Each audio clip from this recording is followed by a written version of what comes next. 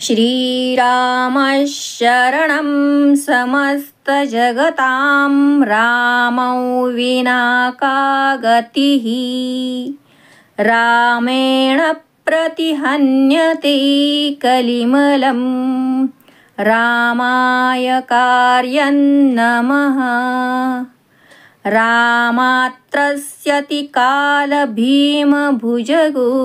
रामस्य सर्वं वशे रामे भक्तिरखण्डता भवतु मे रामत्वमेवाश्रयः।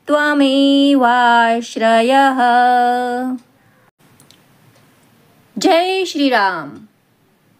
रामायण हे वाल्मिकी ऋषींनी लिहिलेले आहे हे आपल्या सर्वांना माहिती आहे आणि याच वाल्मिकी ऋषींची पूर्वकथा काय आहे हे आज आपण जाणून घेऊयात।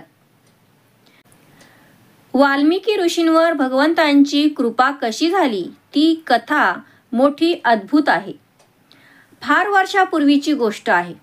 एक ब्राह्मण मुलगा किरात लोकांच्या संगतीने आपले धर्माचरण सोडून कुमार्गाला लागला। वाईट संगतीने मनुष्य बिघडतो तसा तो आपल्या मार्गापासून ढळला। रानावनात राहून इतर किरातांबरोबर तो वाटमार्या करू लागला। तो दिसायलाही भेसूर व भीतीदायक होता। अरण्यात निर्जन मार्गाने कोणी प्रवासी कोणी वाटसरू जाऊ लागले की वाटमारे लोक त्यांना पकडीत आणि लुटीत असत। त्या किरातांनी त्या ब्राह्मणाचे नाव वाल्या असे ठेवले होते। तो पर्वताच्या गुहेत राहत होता आणि 10-12 गावे त्याने नजरेखाली ठेवली होती। त्याचा परिवारही त्याच गुहेत राहत असे। त्याने कित्येक लोकांना ठार मारले होते। त्यांच्या जवळील धन लुबाडले होते। त्याने हत्या करताना स्त्री बालक ब्राह्मण यांचा कधीच विचार केला नाही। तो एक नियम मात्र पाळीत असे। एक माणूस मारला की तो घरातील रांजणात एक लहानसा खडा टाकीत असे। असे होता होता त्याने खूप संपत्ती जमविली। त्याच्या घरात खड्यांनी 7 रांजण भरत आले होते। आपण इतकी माणसे मारतो आणि त्यांची संपत्ती लुटून घेतो याचे त्याला काहीच वाटत नसे। वाल्या आता म्हातारा होऊ लागला होता तरी त्याने आपला धंदा चालूच ठेवला होता। त्याचे मुलगेही मोठे होऊन क्रूर आणि दुष्ट बनले होते। असाच एकदा सायंकाळच्या वेळी तो रानात आडवाटेला टपून बसला होता। इतक्यात तिन्ही लोकांत प्रसिद्ध असलेले नारद मुनी त्या मार्गाने चालले होते। त्यांच्याबरोबर आणखीही 2-3 ऋषी होते। ते समोर येताच वाल्या हातात कुऱ्हाड घेऊन पुढे धावला आणि त्याने त्याला दरडावले, तुमच्याजवळ जे काही असेल ते मुकाट्याने देऊन टाका, नाहीतर माझ्या हातातील कुऱ्हाडीने तुमचे तुकडे तुकडे करीन। त्याने सर्वांकडे रागारागाने पाहिले। भोवताली किर्र झाडी होती। दुसरे कोणीही माणूस नव्हते। नारद शांत होते। ते त्रिकालज्ञानी होते। त्रिखंडात संचारी होते। ऋषींसमवेत ते स्तब्ध उभे होते। त्यांनी आपल्या वीणेच्या तारा छेडून फक्त गोड आवाजात नारायण नारायण असे परमेश्वराचे नाव घेतले। ते ऐकून वाल्या चिडला। हे लोक आपल्याला भीत नाहीत असे पाहून वाल्याच्या मनाची चलबिचल झाली। तो कुऱ्हाड उगारणार तोच नारदांनी हात वर करून त्याला थांबविले। तेव्हा तो थबकला। नारदांचे तेज व धैर्य पाहून आणि त्यांच्याजवळ लुटून घेण्यासारखे काहीच नाही असे पाहून त्याचा आवेश ओसरला। नारदांनी पुन्हा वीणेचा झंकार केला। वाल्याच्या हृदयावर त्याचे प्रतिध्वनी उमटले। नारद वाल्याला म्हणाले, तू आम्हाला मारणार असलास तर मार, पण त्याच्या आधी माझे एक म्हणणे ऐकून घे। माणसे मारून अशी वाटमारी करण्यात तू कितीतरी पापे केलीस, पुष्कळ धन मिळवलेस। तुझी बायका आणि मुले आहेत ना? तुझ्या धनाचे ते सारे वाटेकरी आहेत, पण तुझ्या पापाचेही ते वाटेकरी होतील का? तू मेलास की तुझी पापे तुलाच भोगावी लागतील, याचा तू विचार केला आहेस का? जे लोक पाप करतात त्यांचे नरकपुरीतील यमाचे सेवक फार हाल करतात. त्यांना कढईत उकळत्या तेलात टाकतात. धारदार सुरीने त्यांचे अंग चिरतात. घाण खावयास लावतात. नरकात तुझी बायको आणि तुझे मुलगे तुला सोडवायला येतील का? आधी घरी जा आणि तुझ्या बायका मुलांना एकच प्रश्न विचारून ये. त्यांना विचार, मी अनेक लोकांना मारले आणि तुमचे पोट भरले. माझ्या धनात तुम्ही जर वाटेकरी झाला आहात तर आता माझ्या पापातही तुम्ही वाटेकरी व्हाल का? आम्ही तू येईपर्यंत इथे थांबतो. नारदांच्या बोलण्याचा वाल्यावर मोठाच परिणाम झाला. नारदांचे बोलणे वाल्याला पटले. तो धावतच घरी गेला. इकडे नारद विणेचा झंकार करून नारायण नारायण असा नामघोष करीत बरोबरच्या ऋषींसह एका झाडाखाली बसले. वाल्या घरी गेला.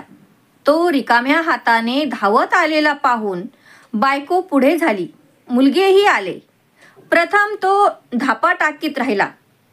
मग सर्वांना जवळ बोलावून तो म्हणाला, मी वाटमाऱ्या करतो, लोकांना ठार मारतो. खड्यांनी किती रांजण भरले आहेत पहा. या पापाचे फळ मला जेव्हा मिळेल तेव्हा ते पाप आपण सारेजण वाटून घेऊ. तुम्ही थोडा थोडा वाटा घ्याल ना? तेव्हा बायको चकित झाली. मुलगे एक पाऊल मागे सरकले. बायको म्हणाली, आमचे पोषण करणे हे तुमचे कर्तव्यच आहे. आम्ही तुमच्या दुष्कर्माचे फळ का म्हणून घेऊ? ते तुम्हीच भोगा.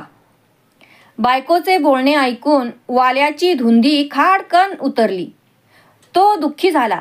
त्याने मग मुलांना विचारले. मुलेही पापाची वाटेकरी होईनात. तेव्हा तो खाली मान घालून नारदांकडे परत आला. त्याला पश्चाताप झाला होता. त्याने नारदांच्या पायांवर डोके ठेवले. तो नारदांना म्हणाला, महाराज, तुमचे बोलणे खरे ठरले.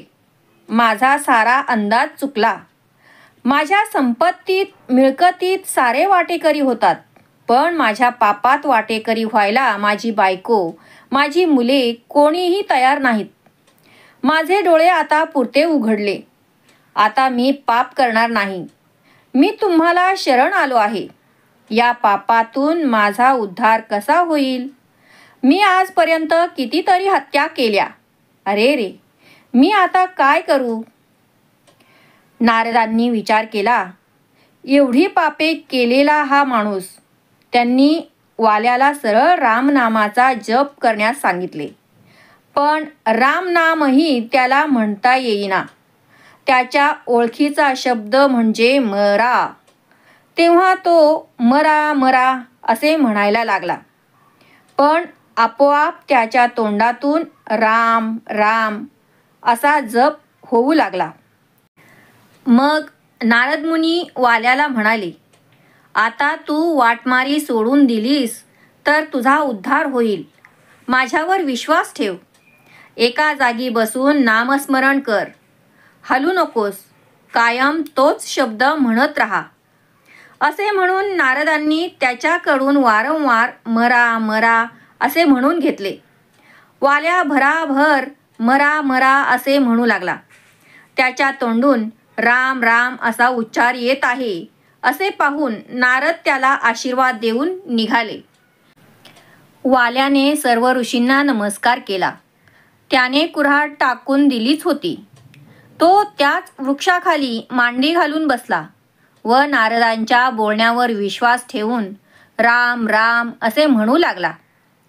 तास, दिवस, महिने अन वर्षे गेली. पण वाल्या एवढा स्थिर बसला होता की त्याच्या भोवती मुंग्यांनी मोठे वारूळ तयार केले. अशी काही वर्षे गेली. त्याच रस्त्याने नारद पुन्हा जात असता ते त्या वृक्षाजवळ आले आणि थबकले. तेथे त्यांना एक वारूळ दिसले. त्यांना वाल्याची आठवण झाली. तोच वारुळातून राम राम असे शब्द ऐकू येऊ लागले. त्यांना शंका आली, वाल्या तर ह्या वारुळात नसेल ना?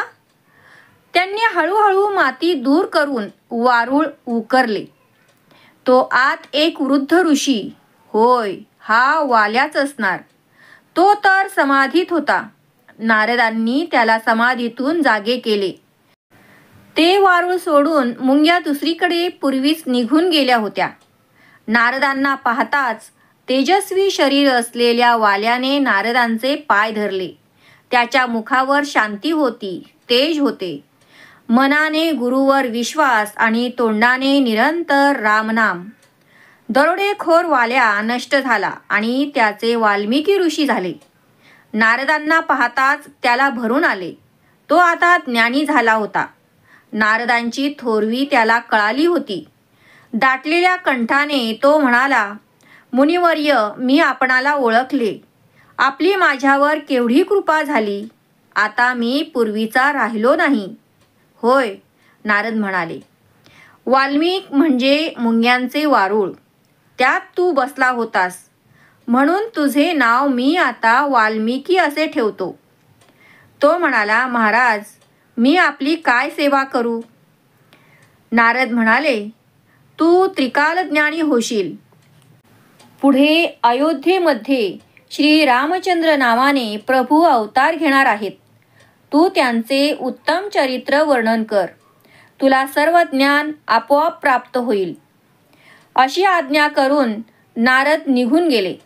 वाल्मिकी इकडे तिकडे पाहू लागला. तो पूर्वीची झाडे जाऊन तेथे नवीनच झाडे दिसत होती. आपण कितीतरी वर्षे येथे बसलो होतो हे त्याने ओळखले. भोवतालचे सृष्टी सौंदर्य पाहून त्याच्या ठिकाणी प्रतिभा जागृत झाली. त्याचे मन कोमल झाले होते. त्याने नदीजवळ आश्रम बांधला आणि तेथे बसून तो काव्यरचना करू लागला. रचलेले शतकोटी श्लोकांचे ते प्रभू रामचंद्रांचे चरित्र दिव्य झाले होते. ते चरित्र काव्य इतके उत्तम झाले होते की ते आपल्याला हवे असे पृथ्वीवरील सर्व लोक म्हणू लागले. पाताळातील लोक म्हणू लागले, ते रामायण आम्हाला हवे. तर स्वर्गातील लोकही रामायण आम्हाला हवे असे म्हणू लागले. त्यांचे भांडण मिटेना. तेव्हा तिन्ही लोक शंकराकडे गेले. शंकराने न्याय केला. त्याने राम ही 2 अक्षरे आपल्यासाठी ठेवून उरलेल्या ग्रंथाची तिन्ही लोकांत समान वाटणी केली. हलाहल प्राशन करून त्यांच्या कंठाचा दाह होत होता तो रामनामाने शांत झाला. ते पाहून पार्वतीला फार आश्चर्य वाटले. ज्या चरित्रातील 2 अक्षरांमुळे तुमच्या कंठाचा दाह शांत झाला ते चरित्र केवढे प्रभावी असेल, मला ते सांगाल का? ती शंकराला म्हणाली. तेव्हा शंकराने ती कथा पार्वतीला सांगितली. ती कथा गरुडाने पाताळात नागांना सांगितली. अगस्त्यांनी कर्दली वनात ऋषींना सांगितली. ब्रह्मदेवाने नारदांना सांगितली. हनुमंताने ही वानरांना सांगितली होती आणि बदरिका वनात तीच कथा व्यासांनी ऋषींना सांगितली.